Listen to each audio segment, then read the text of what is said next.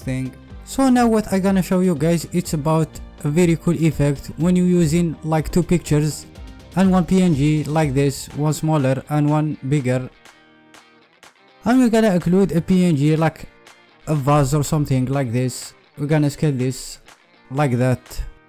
So we're gonna adjust that and put it in the timer right here, and also in second picture right here. So now when we play this, as you can see, the PNG plays in the both pictures because one is smaller. So now I'm gonna show you a very cool effect, requires something like that. So we came to the effects panel right here, and now we're gonna search for linear wipe, and we're gonna apply this to the short image like here, and we're gonna move it like that. So now when we play our video, it happens to be like this. It will change from the picture 1 to the picture 2 in this cool manner, as you can see right here.